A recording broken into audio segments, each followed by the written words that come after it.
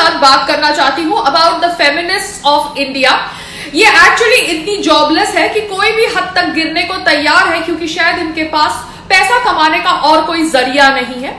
Starting from Swara Bhaskar. Swara Bhaskar एक ऐसी feminist है जो अपने आप को बहुत ज्यादा बोल्ड समझती है। वो कहती है कि उसने वाइब्रेटर को इंट्रोड्यूस किया on Indian silver screen and is proud of that, and उसने एम्प्लॉयमेंट दी टू लॉट ऑफ ट्रोल्स। तो ये स्वरा भास्कर जो एक 4 साल के बच्चे को गंदी गाली देती है, चू कह के पुकारती है, क्योंकि वो 4 साल के बच्चे ने उसको आंटी बोला, वो इतनी जॉबलेस है कि वो एक नई वेब सीरीज में आ रही है जिस वेब सीरीज के अंदर वो ऑर्जी का सीन करती है।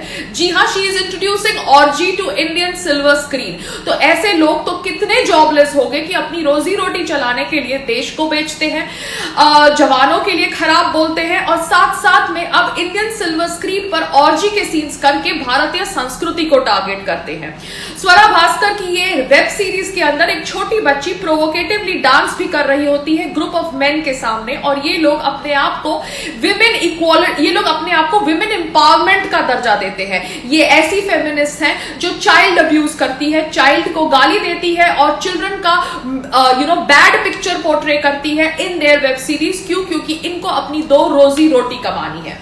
आगे बात करते हैं अबाउट अनुष्का शर्मा। अनुष्का शर्मा ऑब्वियसली पाताल लोक से फेमस हो गई बिकॉज उसके पहले तो she was not having any work after her marriage. So ये अनुष्का शर्मा अब एक दूसरी वेब सीरीज के साथ जुड़ी हुई है जिसे उसने प्रोड्यूस किया है, और इस वेब सीरीज का नाम है बुलबुल, जिसे नेटफ्लिक्स ने रिलीज की है। और इस बुलबुल में भगवान कृष्ण और राधे माँ के बारे में खराब शब्दों का प्रयोग किया गया है in the translation. So I really need to understand Anushka Sharma, what is wrong with you, what kind of people are you hiring, जो खुली तौर से हिंदू भगवान और गॉडेसेस का मजाक उड़ा रहे हैं, उनको गालियां दे रहे हैं। What is really wrong with your head? आप क्या नशा करने लगी है? बिकॉज शायद आप जॉबलेस है कि आप ऐसी फिल्मों को प्रोड्यूस कर रही हैं जो हिंदू फोबिया प्रमोट कर रहे हैं। अब हमारी जो सरकार है सेंटर के अंदर, शायद उन्होंने अनुष्का शर्मा को बुलाया था on yoga day, the ministry of AYUSH, whatever,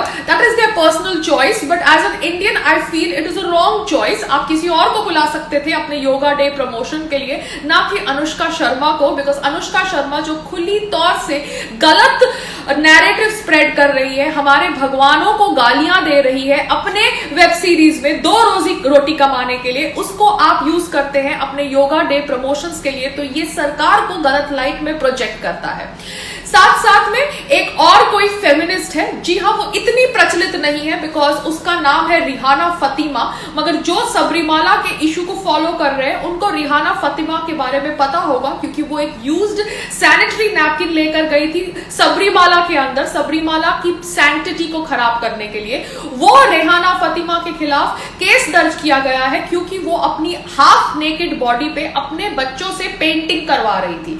तो इतने जॉबलेस हो गए हैं ये फेमिनिस्ट कि ये जब सबरीमाला के थ्रू अपनी रोजी रोटी नहीं कमा सकते तो अपने आधे नंगे शरीर के ऊपर अपने बच्चों से पेंटिंग करवाते हैं, या तो भगवान कृष्ण और राधे माँ को गाली देकर अपनी पिक्चरें रिलीज करवाते हैं, या तो ऑर्जी का सीन करके 2 रोजी रोटी कमाते हैं। तो ये ऑब्वियसली दर्शाता है कि हमारे देश की फेमिनिस्ट कितनी जॉबलेस है, and I really feel very very sad for them, because इन्होंने, अगर इनको लगता है कि इन्होंने मोदी जी को सपोर्ट करने वाले लोगों को काम दिया है तो ये काम तो ऑब्वियसली अच्छा काम है, मगर ये लोग खुद इतने जॉबलेस हो गए हैं कि ये लोग have been reduced to doing sex films और selling Hindu gods and goddesses और making their children paint on their nude body. I really feel very sad for them, and I hope we all realise कि भारत के अंदर किस तरह की feminist है, और ये फेमिनिस्ट का आगे से प्लीज आप सम्मान करना छोड़ दीजिए।